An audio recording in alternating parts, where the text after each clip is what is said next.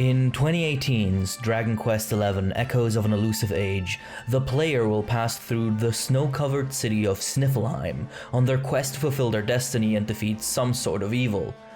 In this town, the inquisitive gamer will stumble upon a book which describes a local tale in which a vicious black dragon is defeated and sealed away by a courageous knight.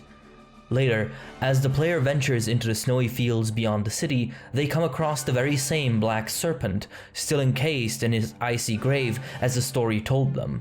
This seemingly mundane piece of gameplay, and Dragon Quest XI as a whole, is a great example of a concept called memory-re-memory. This term, coined by ludonarrative theory and gamers, refers to the implantation of memories at one point in the game in order to evoke and activate them at a later point. In this example, reading the book in Sniffelheim creates a memory. A vicious black dragon was sealed away in ice. Then, when traversing the Snurfelt, encountering the frozen dragon activates a re-memory, as it simply coming into view immediately conjures up the words the player read in that book. Memory and re-memory. You might be asking yourself why this matters. This is, after all, a tiny moment in a 100-hour JRPG epic, so why should anyone care about this? Well, it can give us insight into the world building of Dragon Quest and of games in general, and here is how.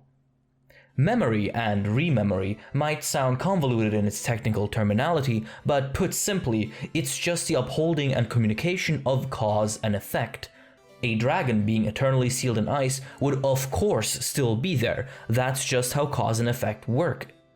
But this is not reality. This is a video game, a space-time that is completely constructed and artificial. It is so artificial, in fact, that every single atom of this landscape collapses into non-existence the moment I turn the camera away, only to be immediately reborn as my gaze touches it again. Meanwhile, cause and effect are consequences of the unshakable interconnectivity of the fabric of reality. So why would video games have causal chains like this? In fact, they often don't, sometimes in funny and slightly ridiculous ways. In the 10-year-old classic The Elder Scrolls V Skyrim, Bethesda painted the picture of a grimy, war-torn country whose fate depended on a web of choices and causal relationships made and influenced by the player. However, the game also infamously included a spell called Transmute, which allowed the Dragonborn, the player character, to transform ore, starting from iron ore and going all the way up to pure gold. This inclusion sounds like a fun ability at first, but it raises a few questions. Since gold coins are the currency used in all of Skyrim and the larger content of Tamriel, and since this spell allows anyone to turn iron into gold for as measly as 88 magicka a cost, how does this world's economy even function? Why isn't there a guild of millionaire magicians who just make unlimited golds out of lumps of iron? Why is the world's currency being this easily replicable never brought up in any of the riveting political storylines? The answer is, simply put, that in Skyrim, cause and effect are an accessory, a feature to be advertised on the back of the box and to be exercised in specifically crafted moments. Transmute has no causal impact on the game because the consequences of its existence would force the story and world of Skyrim into a vastly different direction than what the developers intended for the player to experience. While this assertion is oft conjoined with a value judgment of Bethesda's game design philosophy, I will refrain from that and instead ask the question, do games need cause and effect applied to all its elements? Perhaps it's valuable to reformulate the question away from the aspect of necessity, and to instead ponder, do games benefit from applying cause and effect to its elements? The answer is yes, probably. Cause and effect is, after all, the most founding principle of reality, and therefore dictates our very perception of it. To create the illusion of cause and effect within a digital, constantly collapsing space is therefore an act of realism more profoundly effective than even the most impressive photorealistic graphics. To give this vague praise a concrete shell, let's look at the story of Hakim the Guard. This unassuming side quest giver, located in Gallopolis, has a sister in Gondolia who works to earn money in order to pay Dr. Valentino in Lonalulu to treat their ill father. Without going into the details of their quests, I want to point out how, again, just like with the dragon, the seemingly unassuming distribution of the people involved is a textbook example of memory and rememory, cause and effect. In real life, people can move, and they often do. They also talk, sometimes even to other people. These people then remember the other people as they move across life themselves. What seems like utter mundaneness in real life is a ludicrous proposition for a video game. These polygons will never leave the exact spot they're programmed into. They will never share any stories or feelings with any other polygons because they have neither. But with the help of the rememory concept, developers can imbue them with the illusion of both communication and knowledge akin to that of a simplified real human. For one, there is a spatial element. Hakim is stationed at Gallopolis, which the player traverses quite early in their journey. Later, they meet his sister Akia in Gondolia, while also meeting a bakery lady that knows both of the siblings. This establishes a sense of locomotion, the idea that these two characters don't just have knowledge of other places, but have explicit experience and connections to those places, to the point where another person in a different space from them can talk to you about these siblings. Then there is the causal element.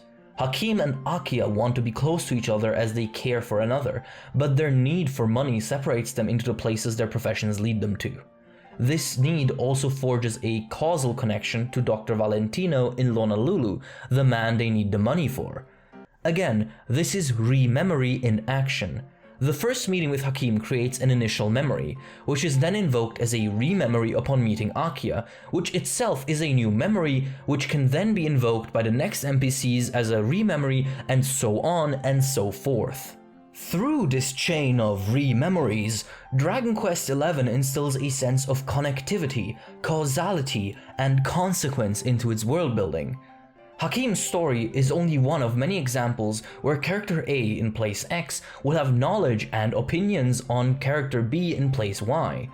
As more of these examples crop up, Dragon Quest creates a believable space inhabited by people who talk to each other about each other, people who move from somewhere to elsewhere, and who remember some things and some people.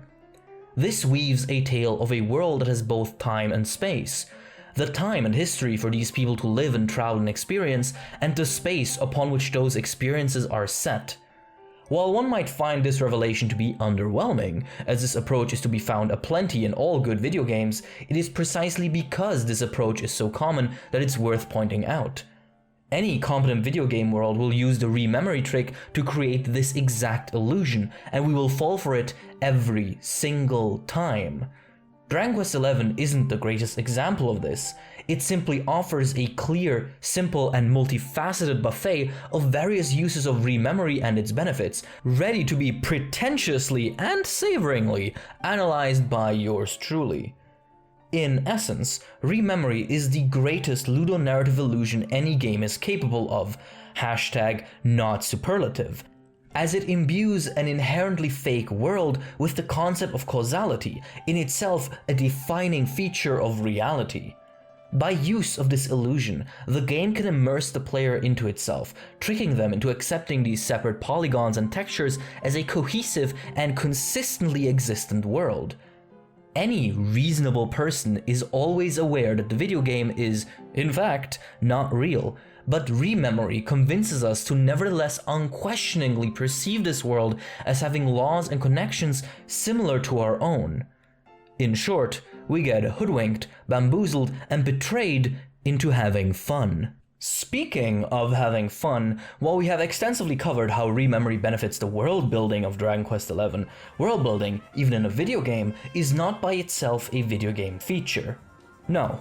A video game's central feature is that you, believe it or not, play it. Ludonarratives have the unique quality of being conjoined with the notion of the player being capable of a certain control and agency within its literary space. Where a reader or a viewer might merely witness a story, a player can have their own decisions influence their experience with the story.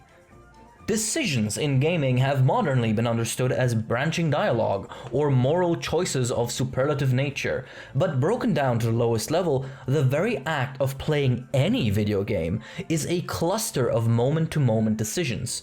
Where to go, what to do, which attack to execute, which item to use, which button to press next. These are all decisions that form the bulk of all gameplay experiences. It has therefore been asserted numerous times that the fun of video games can be roughly described as a chain of meaningful decisions the player makes per unit of time. Meaningful, meaning that the decisions are made deliberately and carry some consequence and significance to them. This can be as slow and meticulous as executing a long-form battle strategy in Divinity Original Sin 2, or as instant and chaotic as doing a stylish combo in Devil May Cry. Deliberation, decision, consequence. So you might be asking, but Dennis, how does rememory aid Dragon Quest in this regard? Firstly, how nice of you to remember a name. That really means a lot to me. Names are very important to people. But also, to answer that, I must first confess something. I lied. Or at least, I omitted part of the truth, which is pretty much the same as lying. You see, if you thought that the Hakim story seemed to have way more steps in its rememory chain compared to the dragon story, it is because I didn't actually tell you the full story of the dragon. You do indeed first hear about it in the book from Sniffelheim, and you do indeed find it encased in ice later in the snowfields, completing the first loop of rememory. However, it does not end there. As the story of Dragon Quest XI progresses, a great calamity comes to pass, one that releases and imbues power into all monsters of this world. Upon hearing this, the astute player might tangentially remember the sealed dragon, but it probably would not occupy much of their mind. It is only one of many beasts, after all. Nonetheless, this is another instance of a rememory. The next and final instance is the climax of this particular chain. During the game's second act, the player ventures back into the snowfields and finds a crater where the dragon once laid dormant. Upon finding this, one can split the player base into two groups, those that remember the dragon and those who don't. The latter group will just continue on, and is of no further interest to us.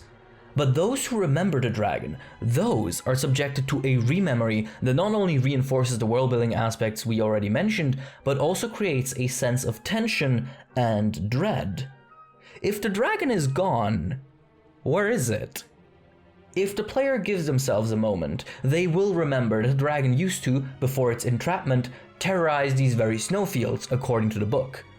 One look at the map shows that there is only one area left before moving on to the next screen map, and it bellies out suspiciously similar to a boss arena. Thus, the rememory becomes a catalyst for a gameplay decision. The player must now use their experience and knowledge of the game, the world and its history to determine how likely it is that they are headed into a boss fight with the dragon, and whether or not they should restock and heal up. Dragon Quest XI is not a hard game, as many internet tough guys will gladly tell you. However, going into a boss battle unprepared and without full health can still spell disaster, so these considerations are still well worth it.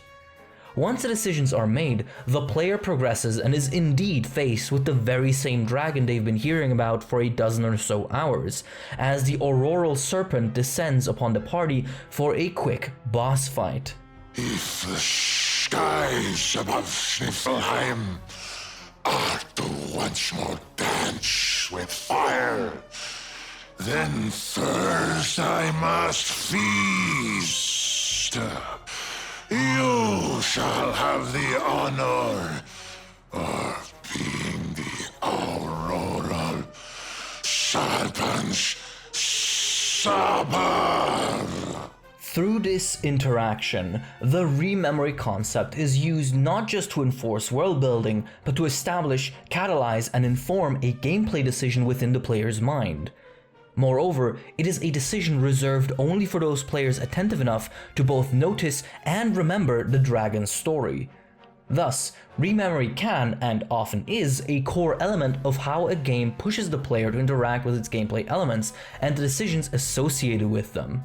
To summarize, using only a book, a text box, 2 swapping models, 1 map room, and 1 enemy, Dragon Quest XI manages to give its world history, to establish causality, and to reward attentive gameplay with an opportunity to prepare and decide in another act of gameplay. This might seem like a microscopic example of game design, because it is, but it is immensely indicative of the many sly and low-key tricks game developers employ in order to sell their illusions and make them fun. Dragon Quest XI isn't the only game that does this. Every good game does this.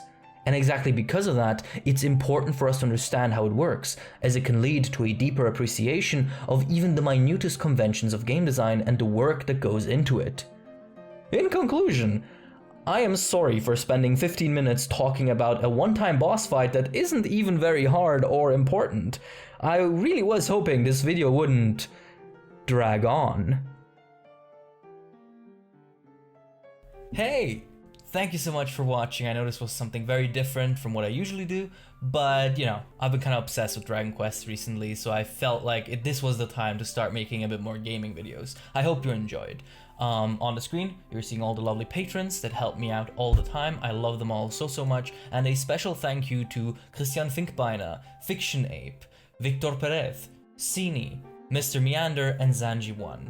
Thank you all so much for helping me out with this, and thank you so much for supporting me. It means the world to me. So, with that said, thank you for watching. Like and subscribe if you want to see more. If you haven't already, you can support me on Patreon if you want to, and you can have your name here, and you can have me speak it if you want to. You know the drill. The information's out there. So, take care of yourself, wash your hands, be safe, enjoy life. See you all around.